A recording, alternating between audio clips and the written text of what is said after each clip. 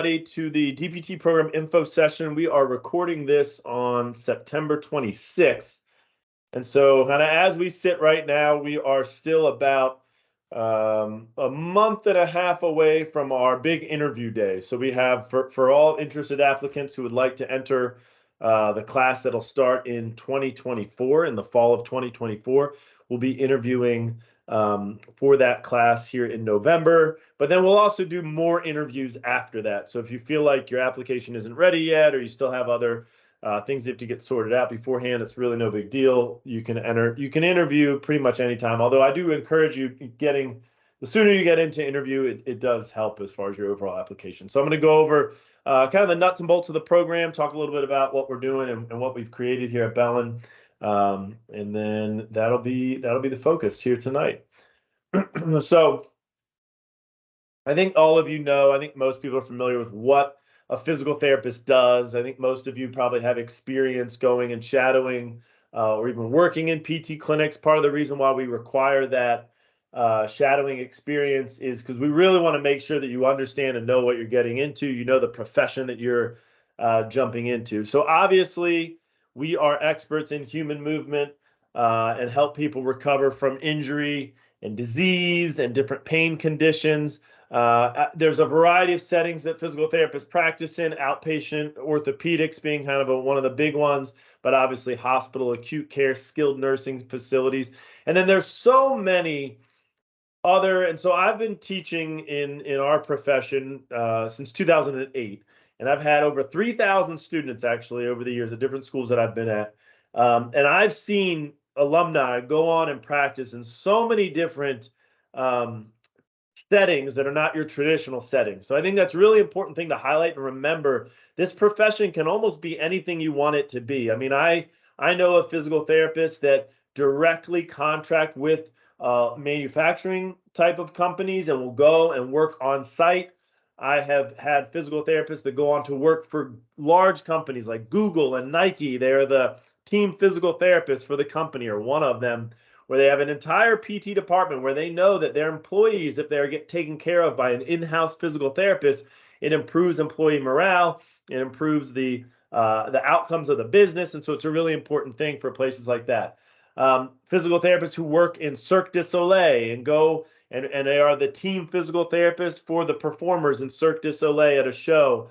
I've had multiple alumni go and work on Broadway and all sorts of different Broadway type productions. Same thing. These gymnasts and performers, they get hurt a lot. They really need somebody to be a team physical therapist like that. So a lot of people think of like, you know, if you're interested in that type of setting, they think of sports. Every sports team has a team physical therapist, but there's so many other little avenues to go. And then the newest one, the most recent one that's really pretty cool is lots and lots and lots of physical therapists are opening up small clinics in CrossFit gyms and other gyms and training studios. And they're not even taking insurance. They're just charging cash. So it's a really interesting time that we are at in our profession, and how many different kind of unique and sort of non-traditional practice settings there are.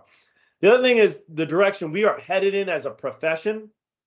We have historically waited for people to get hurt, waited for people to get disease. And that model is starting to shift to a more preventative health promotion type of model where we intervene. We are probably we're probably the most appropriate healthcare provider to help people in a preventative aspect. So who's going to educate you on proper nutrition, exercise, sleep, recovery, stress? Like, you know, you need one clinician that can do all of that. And the physical therapist is definitely well lined up to do that. And there are a number of physical therapists working in that type of a manner right now as well. So our curriculum is designed specifically with that futuristic model of care in mind. A little bit about Bellin College. We are an entirely healthcare focused, very small college in Green Bay, Wisconsin. We have two campuses, one on Eaton Road in Bellevue, and then another one over on Development Drive next to the Brown County Sheriff's Office. And so we are small. We don't have a football team. We don't have dorms or anything like that. It's definitely not your traditional college experience. We are solely designed for somebody that wants a career in healthcare, and you can see all the programs we have there. So we we've been around for over 100 years, actually. Julius Bellin, who was the physician who founded Bellin Health, he was the original doctor who created Bellin Hospital way back in the early 1900s, and he needed a place to train the nurses that were working in the hospital. And so he created this college as a nursing school. And for the next 80, 90 years, it was exclusively a nursing school. It wasn't until the last really 10 to 15 years that we have grown exponentially. And so we have actually an entire physical therapy sort of department now, and we have 3 physical therapy programs. So I was hired in 2019 to help create our Doctor of Science in Physical Therapy program. That program is got students all over the country and faculty all over the country, and we primarily do research. So that program is for a physical therapist who wants to go back to school, do research, and teach the Doctor of Science degree. We have an orthopedic manual therapy fellowship. Just like the medical model, you graduate from medical school, you go on to do a residency and a fellowship. You can do the same exact thing in physical therapy. So you graduate from physical therapy school with your DPT, you can go on to specialize in orthopedics or neurological care or sports and do a residency, and then you can go to an even more advanced level of training and do a fellowship. So our fellowship, same thing. It's spread out across the country. We got students across the country. We got faculty across the country. They go and take weekend seminars, the fellows together. They take lots of courses online to get an advanced level of training. And so that's kind of our little world, is our DPT program, which is our only brick and mortar program locally in Green Bay. And then these 2 nationally, really nationally very well-known programs, the Doctor of Science and the Manual Therapy Fellowship, which are kind of one of a kind, really, across the country. I got a few pictures here of our Development Drive campus. So that it was recently purchased in the last few years, and we just renovated it. It houses our our DPT program, and it houses our nurse practitioner program and our sonography program. We kind of have most of the first floor of this building. And so you can see on the right, our manual therapy lab, where we have high-low treatment tables where the students learn really all of their clinical skills in that lab. But we also have lecture rooms and exercise type equipment lab where we actually have expanded that lab recently. We got some a new squat rack and deadlifting platform and some other equipment in there as well. But our campus, like with our partnerships, our local community partnerships, we really go out to do a lot of the other stuff. So like our campus houses the classroom, the fundamentals that we need in some of those clinical labs. But then if we are going to do like a motion analysis lab, we go to our Titletown Clinic. And the Bellin Health Titletown Clinic right next to Lambeau Field is really a state-of-the-art facility with motion analysis machines all over with throwing and running and cycling, and we have force plates there. There's just so much technology there. So we go there to use that space for those types of labs in our biomechanics course. We also have a partnership with St. Norbert's College, and so that's where we so graciously thankful to them and the wonderful partnership we have with them. That's where we do our cadaver lab. And so we purchase our own cadavers that stay over there, as does the Medical College of Wisconsin. So the local medical school has their cadaver lab at St. Norbert's, and we have our cadaver lab at St. Norbert's as well. And then obviously St. Norbert's uses it for their own programs. But Dr. Deborah Anderson in the middle right here, you can see she is the professor of anatomy for the medical school. She also is the professor of anatomy for our program as well. So she runs both labs for both medical students and DPT. This is a very big highlight of our program. We believe strongly in the use of cadavers, and I know it's a challenging thing, and I know it's a sensitive thing oftentimes, but there is just no better way to develop your skills and your knowledge and expertise than with the tactile handling of the human body like that. And so it's not just dissecting and identifying the anatomy, it's touching the joint. It's feeling what the joint feels like when you cut a rotator cuff tendon. It's feeling what the joint feels like when you move it in a certain way. And so we learn through our hands in physical therapy. That's a really important part of our curriculum, we believe. This is our new cohort that just started. So we had 23 students start in 2022, in the fall of 2022. We start each year the last week of August. And then we had this group of 29 students just start this a couple weeks ago, this past last week of August. So they are about a month into PT school now. I got class with them tomorrow. It's gonna be fun to see all of them tomorrow. They are a wonderful, wonderful group of people. Our capacity is 34 students. So we'll take 34 students per cohort. These first few cohorts typically are a little smaller because you're kind of just starting out. And so we are really, really excited to have them. This is our mission statement. And we really put a lot of time and thought and effort into the way that we develop this curriculum and this program. And it's all very much centered around this mission statement. So we believe that we will prepare you to be altruistic. That means thinking of the greater good of society and the greater good of mankind over ourselves, caring and dedicated to providing excellence in physical therapy practice. Excellence in physical therapy practice is critical. We must have a rigorous program that pushes you almost beyond your capabilities. You need to grow when you're in graduate school. You need to learn beyond your wildest dreams. You need to get to a level you never thought you could get at. The way that occurs is by really pushing you. It's by us giving you 7 classes in a given semester and pushing you until you feel like you can't take another class, you can't take another exam. That's how you grow. I'm very happy to say nobody has failed out yet of the program, but it's a rigorous program. It's a tough program, and that's what creates excellence. That's really important to us. We are there every step of the way. We really believe, like what I love about our program so much is small class sizes, really good faculty to student ratio. You're never without help. Help is always right there for you. Every single student has my cell phone. I was actually texting back and forth with a student this weekend. She's freaking out about the anatomy exam. It's like, let me help, calm it down, relax. Like, you can do this, you know what I mean? Getting her all the resources she needs for test taking, for test anxiety and all that sort of stuff.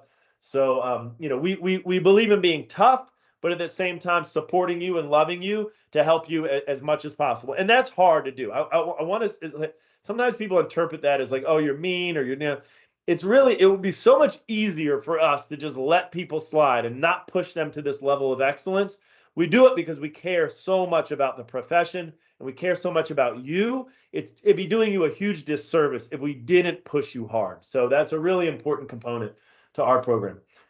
We want our graduates to become leaders who are dedicated to lifelong learning, service, and advocacy. I'm going to talk about that a little bit here and show you some examples of what that means. So service, advocacy, going out into the community and really helping, being a vital resource to promote health and wellness in the community, to help people in the community, to serve the community. So that manifests itself in a lot of different ways.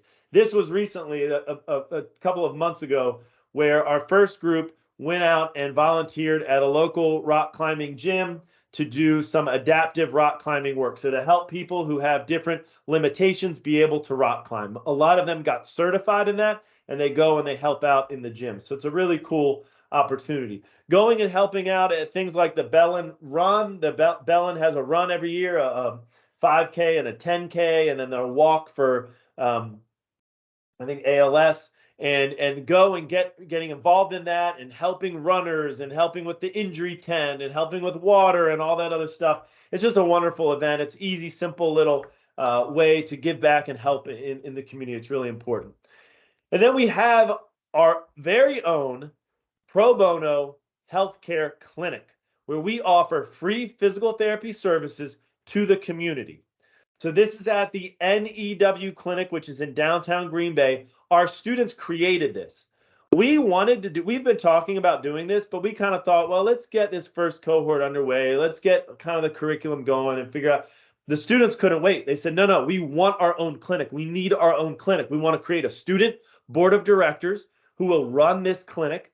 We want to have students in there treating patients with faculty every week. And that's what we did. And so in June, we opened that clinic with the NEW clinic, where they offer healthcare, every specialty of medicine you can think of, dental care, all that sort of stuff. Now they have physical therapy care because of our students. So it's a really neat thing. Every single Bellin College student rotates through the NEW clinic, even if you're not on the board of directors, which you can volunteer to be on the board of directors if you want to be in a leadership role.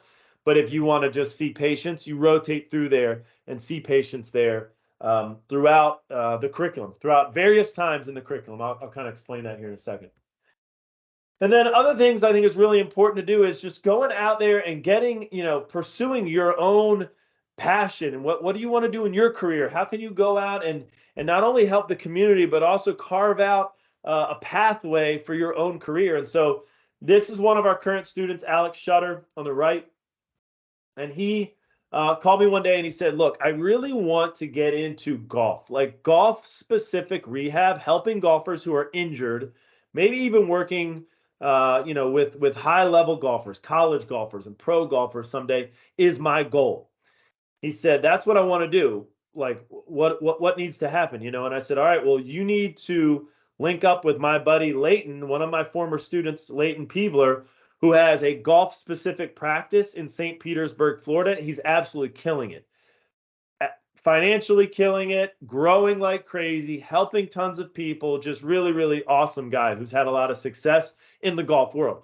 So Alex is like, okay. So on spring break, he flies down to St. Pete, to Tampa, hangs out with Leighton for a couple of days, shadows him, learns everything he can from Leighton, and then he volunteers and he gets this gig at the U.S. Senior Open. And he goes there with one of our other faculty members and starts treating golfers right then and there. So now he's already going to these different golf courses and starting to treat people to create. So my whole thing is like, man, when you graduate, you want to be able to hit the ground running. If you want to open up a golf specific practice, do it as soon as you graduate. Like you shouldn't have to wait because in school, you're doing all this prep work to get yourself ready for that. So it's really important. The nuts and bolts of the program. So like I said, we take one cohort per year of 34 students. Then we break the entire curriculum down into 8 15-week semesters. So you're going to school year round. We start in the fall and you go late August through December. Then you take a couple weeks off and then you go from January to April. Oh, it's like early May, and then May to August. The total is two years and 8 months in duration. A lot of people ask about accreditation because we are new. So we are currently a candidate for accreditation under CAPTI. What that means is they came out, they did a site visit, they met with us, they looked at everything we do. It's a big, involved 3-day-long process where you submit all the materials to them, and then they grant you accreditation or pre-accreditation. We were granted candidate for accreditation status. We're in this pre-accreditation phase. We were granted it with literally like zero concerns. We had, it was one of the best site visits. One of the site visitors, she told me, and I know her, she's been doing this for 30 years. She's one of the best site visits I've ever done. We're so incredibly organized. So we got all our ducks in a row. Now, what has to happen though, to get full accreditation, we have to graduate that first cohort. So that first cohort that started in 2022, they have to graduate, take boards. They want to see what our board exam scores are. Then, and they come back and they evaluate us again. Then they grant us full accreditation. So we are in this candidate for accreditation status. A common question, what happens if you don't get candidate for accreditation, or if you don't get full accreditation status? What happens when they come back? There's some issues and they don't give you, well, first of all, you appeal it and you address any of the issues and you get it taken care of. But if for some reason, random, some reason, they were to not grant you full accreditation status, everybody who's in the program at that time still gets to graduate, still gets to get licensed, still graduates from a legit program and gets their license. So it's really no negative implication for a current student in the program. You just have to be in the program, which anybody starting in 2024 would be, because they come back in the November of 2024. So you all would already be in the program. Anyway, if they were to have a problem, then all those students you basically do what's called a teach out.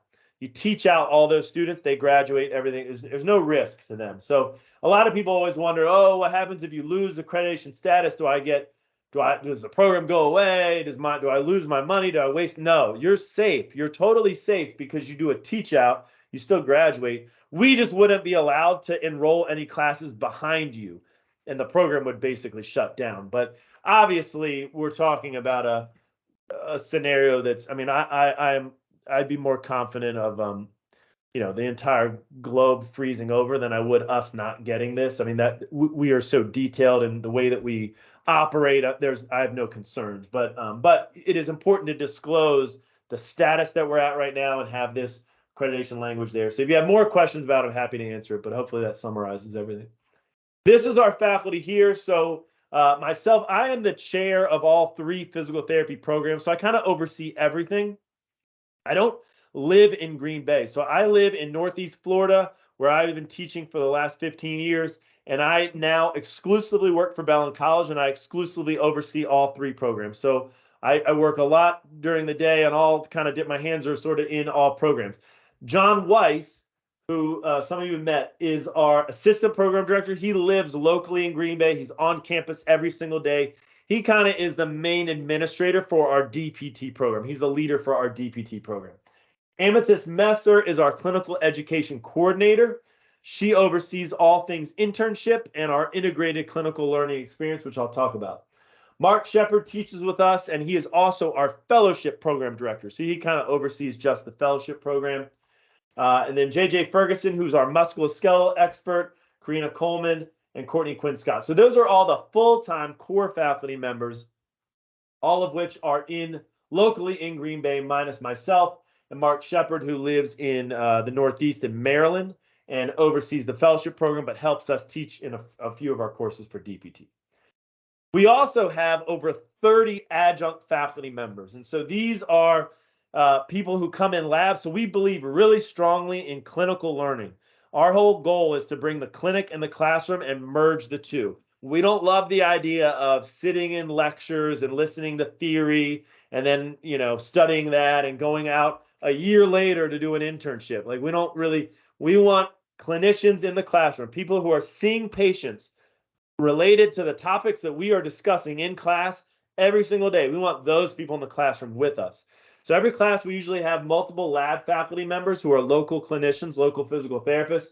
But then for specialty topics, we do have, so like, for example, pharmacology, there aren't a lot of physical therapists who can teach pharmacology. It's kind of a hard course to teach, all the medications and stuff like that. What we did is we hired the woman, Melissa Bednarek, who is actually program director for a school in Pittsburgh. She wrote the book on pharmacology. She literally wrote the premier textbook on pharmacology for physical therapists. We know her, we're friendly with her, so we hired her to help us teach our pharmacology course. So Melissa writes the course, helps with all the lecture stuff, and then for pharmacology isn't a lab, but for a lab-based course, we have local clinicians who teach the lab. So it's a really nice blending of national expertise along with local clinical expertise. That's really what we're trying to do.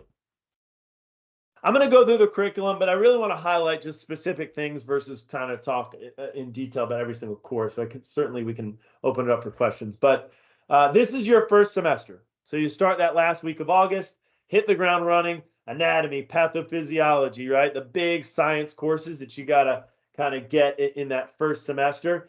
But then I have clinical fundamentals boxed in red there. And the reason for that is that's an ICE course. So an integrated clinical experience. What those are every single semester in the first year, we want you out in the clinic physically treating patients. That's really important. You learn by doing things. You don't learn sitting and listening to people talk about things. You learn by physically going out there and doing it, right, on another human being and not another classmate, not another 23-year-old who has like a perfect anatomy, right? You need to do it on like a 70-year-old who's got some injuries along with that they've acquired throughout their life and's got some impairments that need help. You need to feel what their joint feels like. You need to feel like what measuring range of motion on somebody who is a patient seeking care. You need to feel that. That's really important. So what we do with these integrated clinical experience, every Thursday, you go out into the clinic. So every semester, there's one course affiliated with that. And so like this course, Clinical Fundamentals, the lab for that course is in the clinic all day Thursday. And you rotate around, you go to different settings, different places. In your second semester, so now we're back at, we had a wonderful Christmas or holiday break. We're out, New Year's. Now we're back, right? First week of January. We're back in second semester. Therapeutic Interventions 1, Exercise Testing and Prescription. That course, it has an ICE experience affiliated with its lab. So every Thursday, January through May, you're out in the clinic. Doing whatever we're learning in that class, you're physically doing it in the clinic with a licensed physical therapist mentoring you. And we pay them. We pay those people as our lab faculty, but you're going to them. You're going to their clinic to learn from them in a clinical environment. Other interesting courses, I think it's important to recognize just this lifestyle medicine and physical therapy practice. So I mentioned earlier, that preventative health promotion kind of mindset that we want you to have. We believe strongly in nutrition education. We believe that if you arm a physical therapist with the knowledge of nutrition, just enough, you're not licensed to treat people who have disease with nutrition and stuff. That's not what we're trying to do. We just want to have a baseline knowledge of fundamental healthy nutrition so we can educate our patients on that. Because if you're exercising and you're sleeping well and you're eating well, you don't tend to have very many diseases. All this stuff that we're dealing with nowadays, diabetes, heart disease, stroke, I mean, it's for the most part like preventable, right? This is all stuff that occurs because of lifestyle factors. And so this course, Lifestyle Medicine and PT Practice, is a real highlight of our curriculum. We hired the expert nutritionist in the physical therapy profession, Patrick Berner, who's a physical therapist and a nutritionist. He went back to school to get an RD. So he does both. And he teaches nutrition to physical therapists all over the country. He comes in first semester pathophysiology, and he teaches you about nutrition. He comes into lifestyle medicine, and he teaches you about nutrition. Then he comes into strength and conditioning in the third semester, teaches you about nutrition, and then the geriatric course later in the curriculum. So we've really woven nutrition heavily into the curriculum. This is your third semester, and the other thing I want to highlight here is the pain course. A lot of people don't understand pain. Pain is complicated. Pain really comes from your brain. Pain is a neurological phenomenon, and you really need to be up to date with the most current modern pain science research. And so that's really why we have a course dedicated just to pain, because we think that's a deficit in the profession.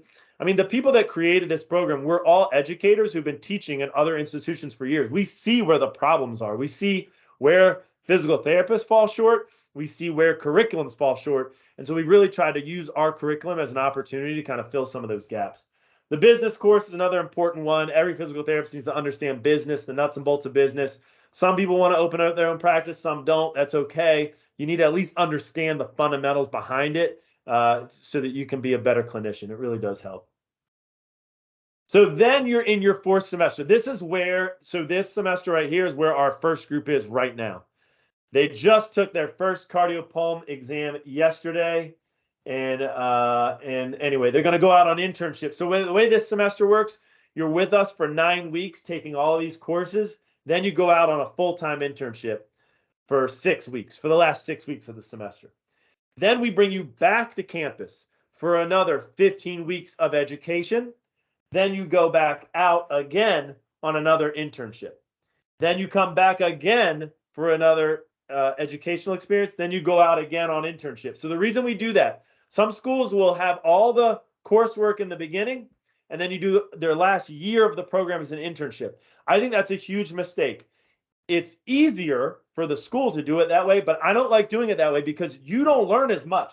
You need to go out, practice on real people, feel what it's like to be a clinician for 12 weeks straight in the clinic every day, grinding 40-hour weeks. You need to feel what that's like, then come back to campus and take classes for another 15 weeks. You gain a new appreciation for the stuff that you're learning when you've been out on internship. So I love that technique of you're out on internship, you're back on campus, you're out on internship. When you go out for the whole last year on internship, at some point you're just working for free. You're just doing the same thing every day. You're not like, I mean, yeah, you're learning, but you're not learning the way you could. You know what I mean? So I think that blocked kind of strategy like that really does work well. Diagnostic Imaging is a course that I've taught for years. And so I teach actually the lecture information for that. And then we have clinicians who are teaching in the lab. And the lab for that course is sonography. So we have a really nice sonography lab because we have an ultrasound program. People don't realize this. Physical therapists can use sonography in the clinic. You're licensed to do it. In Wisconsin, you're also licensed to order x-rays. So imaging is a really important component to PT practice, especially in the state of Wisconsin. But people don't, sonography, it's getting cheaper and cheaper to buy these machines. And nowadays you have them, they can go on your phone. So you literally have a sound head and your phone, and it's Bluetooth, and you can see every tendon in the body, every muscle in the body, just by scanning the person right there.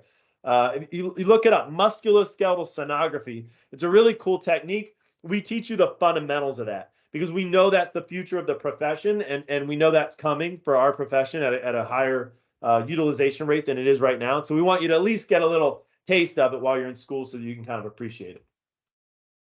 These internships we have are all over. So we have really good relationships and contracts with Advanced PT and Sports Medicine, Bellin Health, Freighter, Prevea, HSHS, all these different clinical entities that are around locally in the region. But then we also can go anywhere you want. So if you said, like I had a student who's like, I really want to come to Florida and do an internship. Well, I have a lot of connections in Florida. I can, help you out wherever you want to go. So anyway, I set him up with an outpatient clinic that's in kind of the middle of Florida. We had one the other day that wants to go to Texas because he wants to live with his sister while he's on internship, and he wants to see what Houston, Texas is like. So we're able to reach out to some connections that we have in Houston and get him a site there.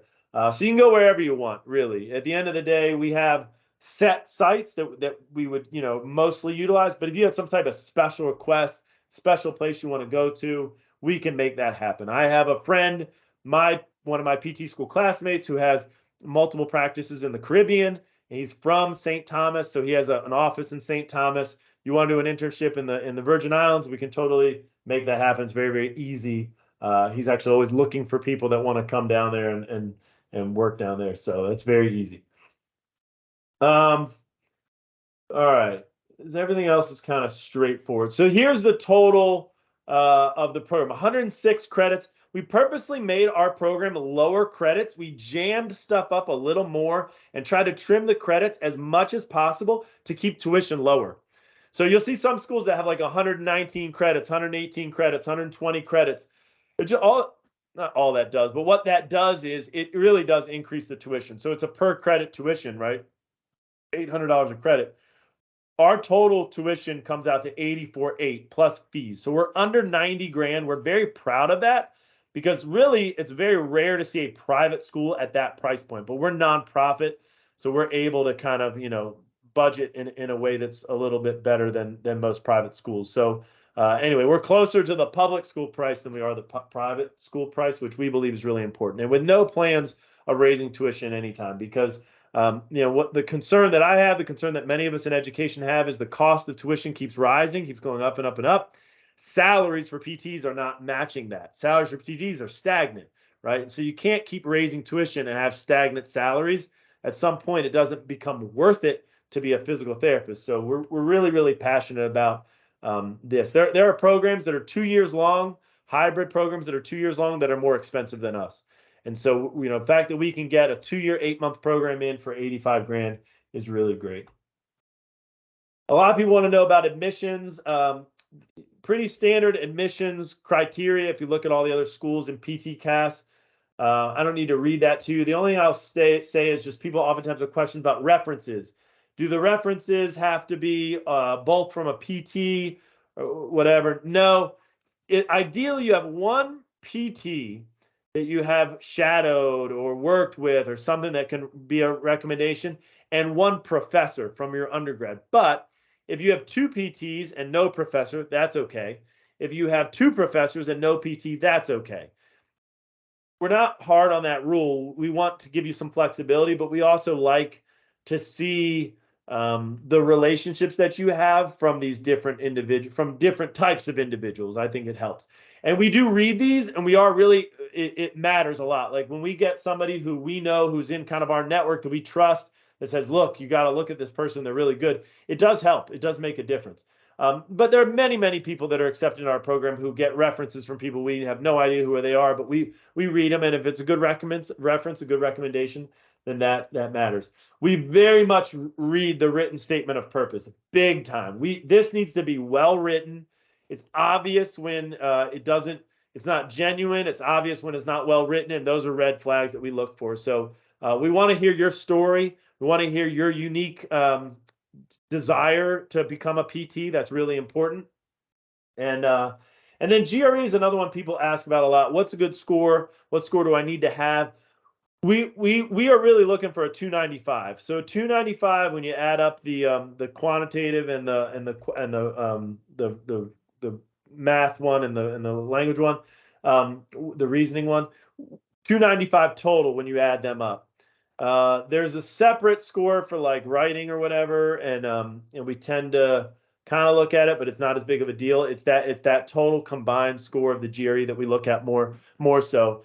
Can you get in with a 292? Can you get in with a 293? Yes, you can. But if you took it once and you scored a 292 or a 289 or 285 or something like that, that's below 295, I would strongly encourage you to try and do some prep work, either a prep course or just using the book, and I would retake it. So oftentimes people, the first time they take it, they don't do that hot. If they take a second time, do really good. I'll tell you, our highest is a 320. The highest person that we've accepted is a 320. The average is definitely around 295, and we do have some people that are lower, but they have a lot of other things, like their GPA, their prereq GPA was higher, or they have something else. GPA, we're looking for a 3.0 or above, but if you're a little low on that, that's also potentially okay.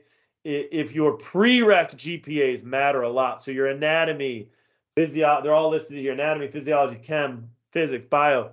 Those all really do matter, what your grades on those. And so I think if you have one of these that's really pulling you down, retaking a course isn't the worst idea in some cases, but talk to us. We'll give you recommendations. If you don't have two physics, if you have one physics and one biomechanics, we'll oftentimes take a biomechanics in lieu of a second physics, but you have to have at least the one regular physics and then biomechanics. And then if you don't have two biologies, we will take an exercise physiology course if it has a lab. We'll take that in lieu of a second biology. So if you have one biology and then an exercise physiology, that's okay as well. I think that covers all of that. Any questions you have, please reach out to us in email. Thanks, everybody.